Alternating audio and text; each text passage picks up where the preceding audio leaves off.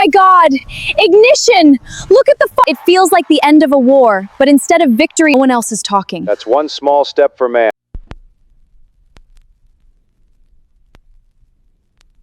Okay guys, I have officially landed in July 1969, and let me tell you, the Florida humidity is not playing. I'm currently in Cocoa Beach, which is basically ground zero for space fever. So, checking into my motel was an actual saga. I tried to show them my digital reservation, and the lady at the desk looked at my phone like I was holding a piece of alien technology. I stopped to get some breakfast, and I asked for oat milk. The waitress literally asked me if that was a type of animal, so black coffee it is. I just ran into Arthur. He's an actual rocket engineer. Well, he calls himself a computational draftsman. His passion is kind of adorable, even if I don't understand a single word. Look at this. This is actual retro merch. No dropship plastic stuff here. This is heavy-duty tin. I am highly tempted to buy this lunchbox and use it as a handbag. Okay, the launch isn't even until tomorrow morning, and the roads are already a parking lot.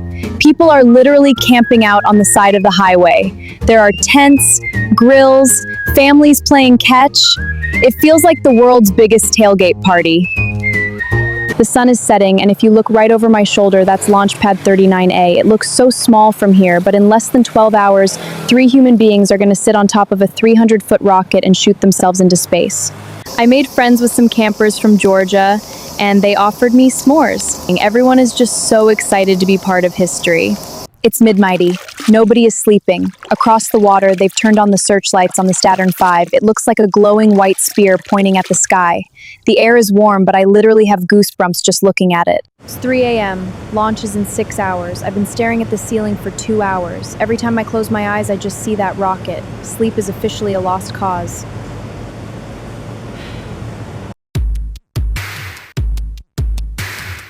Rise and shine vlog, it's 5 a.m. Today is the day. I have had exactly 2 hours of sleep.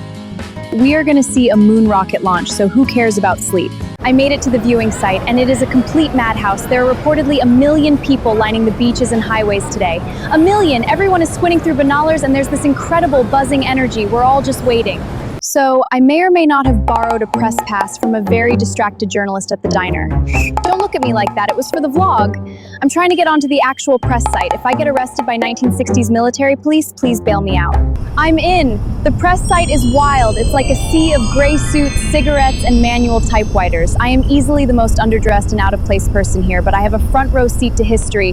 Look at the rocket from here! It's T-minus 1 hour. The fuel tanks are fully loaded. You can actually see the liquid oxygen venting from the sides of the rocket. It looks like white ice falling off.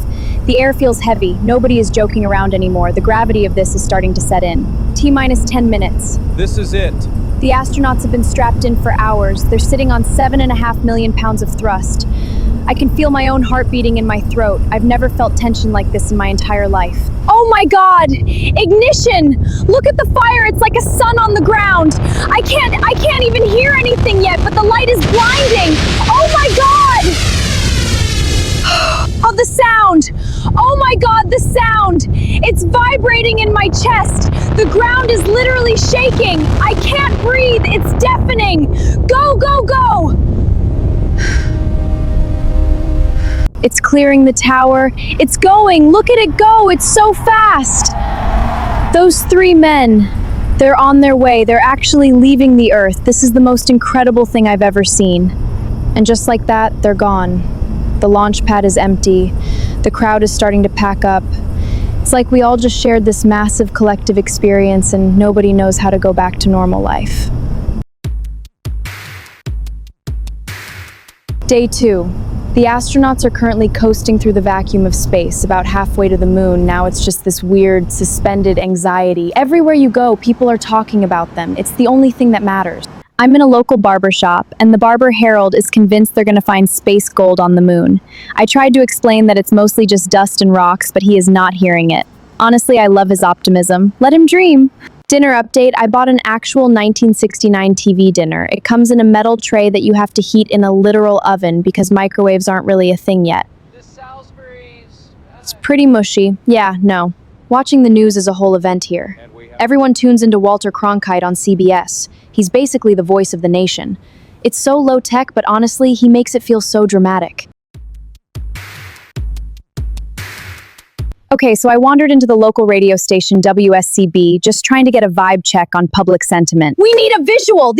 But the station manager, Gloria, is having a full-blown crisis. Get me something I can use! This is useless! She's yelling into the phone about getting a visual and how the wire photos are too flat. Okay, so I told Gloria I had a new type of camera that might help. She looked at my phone like it was a prop from Star Trek, but when I showed her the shot, her jaw literally dropped. She said it was crisp as a new dollar bill and exactly what the people need. It's amazing what a little modern tech can do for a 1960s news desk. My word, the clarity. Let's write the caption. Crystal clear launch contrail evoking awe and precision. It's landing day, July 20th. I'm in a local diner and nobody is eating. Everyone is just listening to the radio. The lunar module Eagle has separated from the command module. They're starting their descent. The tension in this room is literally suffocating. Oh my God, they just reported a 12:02 program alarm. Nobody knows what that means. The radio announcer is trying to explain it, but everyone in here is panicking. Are they going to abort? Program alarm 12:02. They are running low on fuel. The computer is steering them into a crater filled with boulders, and Armstrong has taken manual control to fly them past it. They have like 60 seconds of fuel left. 60 seconds! This is literally a movie. Houston, Tranquility Base here. The Eagle has landed. They made it! The Eagle has landed! Everyone in here is screaming. People are literally crying and hugging strangers. We're on the moon! Humanity is on the moon! The relief in this town is palpable. It's like a giant weight has been lifted off the entire planet. Car horns are honking, people are running into the streets. It feels like the end of a war. But instead of victory over an enemy, it's a victory for all of us. They've landed, but now we have to wait. They're supposed to sleep before they walk on the surface, but apparently, they've decided to skip the nap. Can you blame them? Who could sleep when you're literally parked on the moon? The moonwalk is happening tonight. I got invited into a family's home to watch the broadcast. This is the Miller family. We're all sitting on their shag carpet, eating popcorn, waiting for the camera feed from the moon to start. It's 10:30 p.m. This is the ultimate pajama party. He's on the ladder. You can see his silhouette. It's so blurry and ghost-like, but it's real. He's about to step off. This is the moment. Nobody is breathing. It's like time has completely stopped. No one else is talking. That's one small step for man, one giant leap for mankind.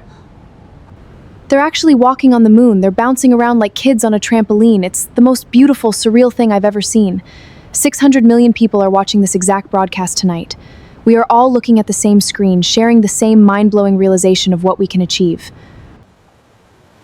It's 1 a.m. The walk is over, and they're back inside the Eagle, resting. I walked out to the pier to just look at the moon again. It looks exactly the same as it did yesterday. But everything has changed. We've been there. The boundary of what's possible has just been redrawn forever. They're on their way home. The lunar module successfully launched off the moon and rejoined the command module. Now, they're hurtling back to Earth. Down here, the Navy is already preparing for the splashdown recovery. The mission isn't over until they're safely on a ship. Splashdown Day, July 24th. I'm at a local beach bar, and we're watching the final descent. The parachutes have deployed. They're floating down into the Pacific Ocean. This is the final hurdle. If those chutes work, they're home. So, that was Apollo 11. We came, we saw, we conquered the literal moon.